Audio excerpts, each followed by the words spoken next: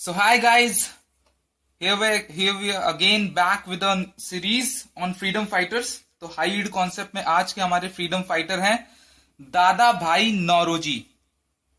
ये बहुत ही important freedom fighter हैं क्योंकि ये हमारे फ्रीडम फाइटर्स, हमारे भारत के इंडिपेंडेंस मूवमेंट की जो नींव रखी गई थी, भारत को जगाने का जो सबसे प्रथम प्रयास किया गया था वो दादा भाई नौरोजी के द्वारा किया गया था।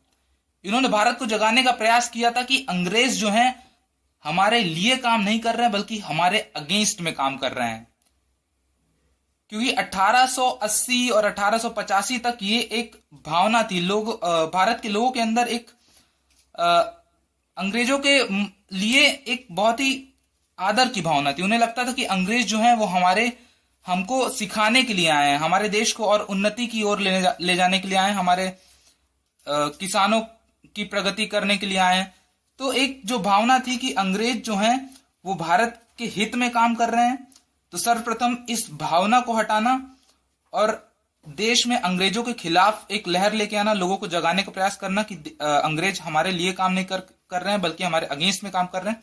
तो सर्वप्रथम भारत में इंडिपेंडेंस मूवमेंट की एक जो लहर लाई थी वो दादा भाई नौरोजी के बारे में लाए थे। तो ये एक बहुत ही इंपॉर्टेंट फ्रीडम फाइटर हो जाते हैं, इसलिए हमारे कंपटीशन के लिहाज से भी। So let's study about him. तो ये बहुत ही इंपॉर्टेंट है। सो अगले 5-6 मिनट अगर आप इसको ध्यान से पढ़ सके तो आपका ये इस टॉपिक से कोई भी सवाल गलत नहीं होगा। So let's study about him. Personal life, इनकी पर्सनल लाइफ के बारे में जानते हैं। 1825 में इनका जन्म हुआ था नवसारी, गुजरात में, और इन्हें grand old man of India के नाम से भी जाना जाता है। इनका जो टाइटल है, तो बहुत सारे कॉम्पिटिटिव एग्जाम्स में ये पूछ लिया जाता है कि who is the grand old man of India, who is known as the grand old man of India. तो इसका उत्तर होता है दादा भाई नौरोजी। अगर कहीं पर भी ये सवाल पूछा जाए who is the grand old man of India, तो आप उसका उत्तर लगा के आएंगे दादा भाई नौरोजी। तो ये प्रथम मेंबर थे ब्रिटिश पार्लियामेंट के, first Indian member of British parliament, प्रथम भारतीय मेंबर थे ये ब्रिटिश पार्लियामेंट के। ये बहुत ही इंपॉर्टेंट टर्म है। ब्रिटिश पार्लियामेंट में एक भारतीय का हिस्सा होना ये बहुत ही बड़ी बात है, और कॉम्पिटिटिव एग्जाम्स में बहुत बार ये प्रश्न पूछा जाता है। तो Dadabhai Naoroji is the first Indian member of British parliament. और इनके बारे में एक और इंपॉर्टेंट फैक्ट है कि 1895 में ही became member of royal commission on Indian expenditure. ये उतना इंपॉर्टेंट नहीं है कंपटीशन के लिहाज से, लेकिन फिर भी कुछ एग्जाम्स में आजकल जैसे कि काफी बारीक डिटेल्स में पूछा जा रहा है, तो ये प्रश्न भी पूछा जा सकता है, तो आप इसे इग्नोर बिल्कुल मत करिएगा। अब दादा भाई नौरोजी के बारे में जानते हैं कि इनकी आइडियोलॉजी क्या थी। व्हाट वाज हिज आइडियोलॉजी, इनकी विचारधारा क्या थी। ये मॉडरेट, नरमपंथी विचारधारा के थे, क्योंकि जिस समय इन्होंने भारत की इंडिपेंडेंस मूवमेंट में हिस्सा लिया था उस समय तक शायद भारत की इंडिपेंडेंस मूवमेंट की शुरुआत भी नहीं हुई थी। तो दादा भाई नौरोजी को नरमपंथी ही होना था, क्योंकि उस समय सर्वप्रथम तो भारत को जगाना था ना। भारत के लोग उस समय भारत की इंडिपेंडेंस मूवमेंट में जुड़ने के लिए तैयार नहीं थे। तो सर्वप्रथम जो जागृति, जो सर्वप्रथम अवेकनिंग की गई थी भारत के लोगों की, वो दादा भाई नौरोजी ने की थी, और इसलिए इन्हें मॉडरेट विचारधारा का भी कहा जाता है। बहुत ही इंपॉर्टेंट थ्योरी है इनके बारे में, drain of wealth theory. Drain theory धन निष्कासन सिद्धांत है। सो ही वाज अ की प्रोपोनेंट ऑफ ड्रेन थ्योरी।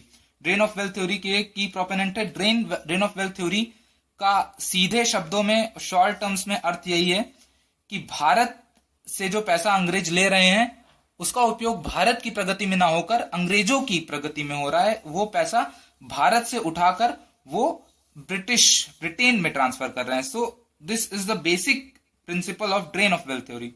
और इसी तरह सीधे शब्दों में, आसान शब्दों में भारत के लोगों को उन्होंने बताने का प्रयास किया था, क्योंकि ये जो बात है वो आम लोगों को भी समझ में आ रही थी। अगर वो बहुत ही टेक्निकल टर्म्स में समझाते कि यहाँ का पैसा वहां जा रहा है, इकोनॉमिक्स के टर्म समझाते, तो भारत की जो आम जनता थी वो उसे समझ ना पाती। तो उन्होंने एक बहुत ही सीधे और आसान भाषा में समझाने का प्रयास किया कि भारत को जो पैसा है वो अंग्रेजों के पास भारत से उठाकर ब्रिटेन में ट्रांसफर किया जा रहा है. So this is the basic principle of drain of wealth theory.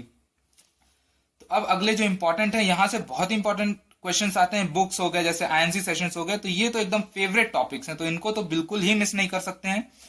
INC sessions के बारे में बात करते हैं. इन्होंने 3 सेशंस ऐसे हैं प्रेसिडेंट जहां पर ये रहे हैं 1886, 1893 एंड 1906. 1886, 1893 और 1906 3 सेशंस हैं जहां पर ये इंडियन नेशनल कांग्रेस के प्रेसिडेंट रहे हैं.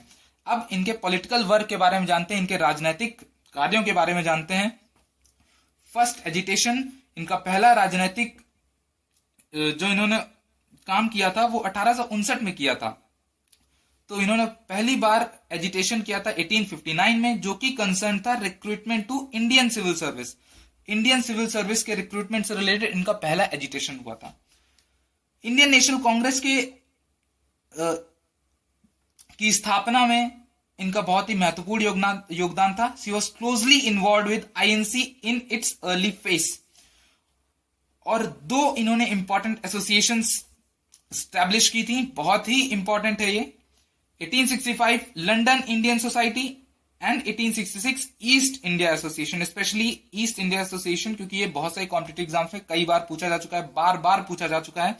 तो ईस्ट इंडिया एसोसिएशन अपने दिमाग में रटा लो कि दादा भाई नौरोजी ने स्थापित की थी. और कहां स्थापित की थी, कब स्थापित की थी? 1866 में. So let's talk about the books and newspapers. Book is poverty and unBritish rule in India. Poverty and unBritish rule in India इनकी बुक का नाम है. और 1885 में ही became the vice president of Bombay presidency association.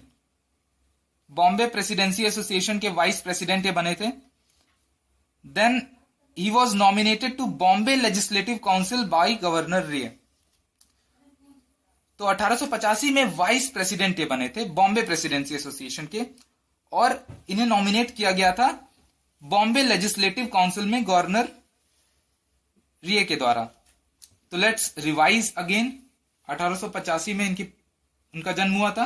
Grand old man of India, first Indian member of British parliament, drain theory, first agitation, recruitment to Indian civil service, closely involved with Indian National Congress, 2 important associations, London Indian Society and East India Association.